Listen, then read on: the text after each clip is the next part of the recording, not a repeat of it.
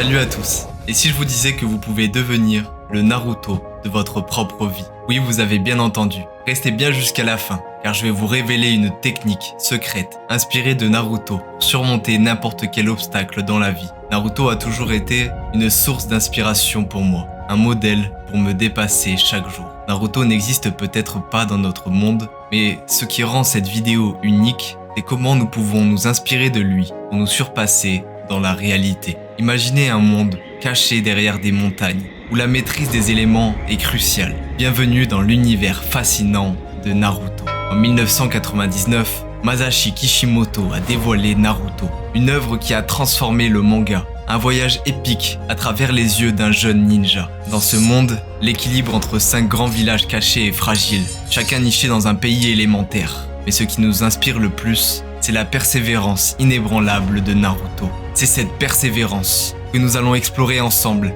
et comment, comme Naruto, ne jamais abandonner quoi qu'il arrive. Chapitre 2, la persévérance. Ne jamais abandonner, même face aux échecs. Naruto n'a jamais eu la vie facile, mais il n'a jamais abandonné. Rejeté, seul, il a persisté, prouvant que la persévérance surmonte tous les obstacles. Lors de l'examen de Chunin, Naruto a défié la fatalité, se battant avec tout ce qu'il avait et triomphant, montrant que la détermination peut changer la donne. Même dans les moments les plus sombres, comme sa quête pour ramener Sasuke, Naruto ne renonce jamais. Dans notre vie, les échecs sont des occasions de grandir, transformer l'adversité en force motrice. Voici comment cultiver la persévérance. Acceptez l'échec comme une étape nécessaire. Fixez-vous des objectifs clairs. Entourez-vous de personnes qui vous soutiennent et célébrez chaque petite victoire. Alors dites-moi maintenant, en commentaire, comment surmontez-vous vos propres obstacles? Chapitre 3. L'amitié et l'entraide, la véritable force de Naruto. Naruto a découvert que la véritable force réside dans l'entraide.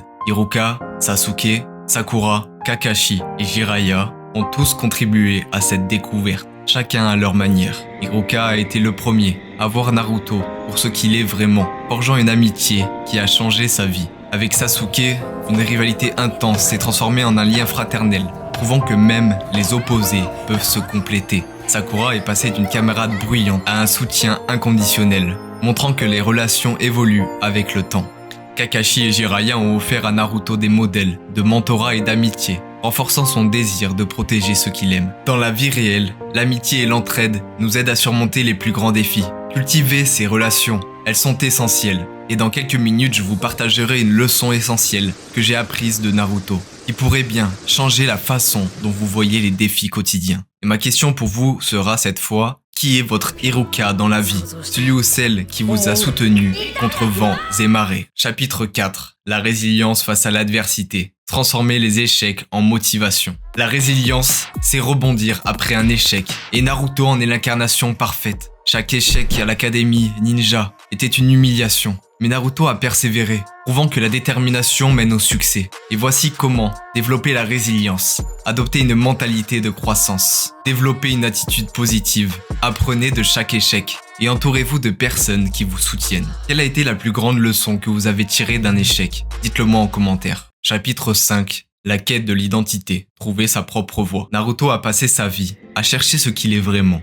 Une quête d'identité marquée par des doutes et des défis. Le rejet de son village et la découverte de Kyuubi ont déclenché une crise existentielle. Mais c'est en affrontant ses doutes qu'il a trouvé sa propre voie. Alors voici comment définir vos propres objectifs de vie. Faites face à vos peurs. Prenez le temps pour la réflexion. Concentrez-vous sur ce qui vous passionne et acceptez que votre identité évolue constamment. Ne manquez pas la dernière partie de cette vidéo où je vous donnerai une astuce peu connue pour cultiver le courage, même dans les situations les plus difficiles. Cette fois, ma question pour vous est, où en êtes-vous dans votre propre quête d'identité? Chapitre 6. Le courage. Affronter ses peurs et prendre des risques. Le courage n'est pas l'absence de peur, mais la capacité à agir malgré elle. Naruto l'a prouvé maintes fois. Que ce soit contre Gaara, Orochimaru ou Pain, Naruto a toujours choisi de se battre pour ce qu'il croyait juste. Alors voici comment cultiver le courage. Affrontez vos peurs, une étape à la fois. Acceptez l'échec comme une partie du processus. Visualisez le pire scénario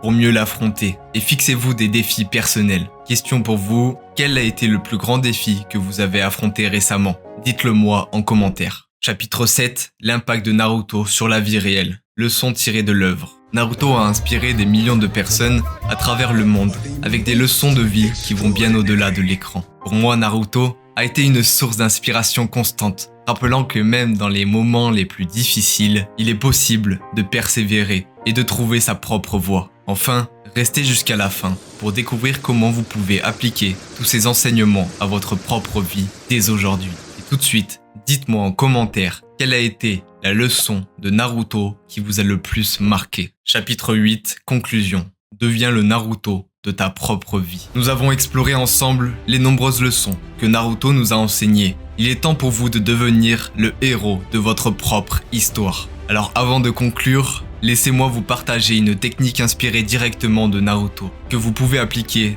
dès aujourd'hui pour transformer chaque obstacle en opportunité de croissance. Je l'appelle le Rasengan de la résilience. Alors voici comment l'utiliser. Concentrez votre chakra intérieur chaque matin. Prenez quelques minutes pour visualiser votre objectif principal. Comme Naruto se concentre pour créer son Rasengan, concentrez-vous sur ce qui vous motive vraiment. Imaginez cette motivation comme une sphère d'énergie que vous nourrissez avec vos pensées positives. Affrontez vos défis comme des clones de l'ombre. Chaque obstacle que vous rencontrez n'est qu'une épreuve à surmonter. Décomposez-le en petites parties, comme Naruto, affrontant ses adversaires un par un. Faites face à chaque difficulté de manière méthodique et déterminée. Enfin, libérez votre Rasengan de la résilience. Chaque fois que vous surmontez un obstacle, vous tirez une leçon d'un échec, visualisez-le comme une victoire de votre propre Rasengan.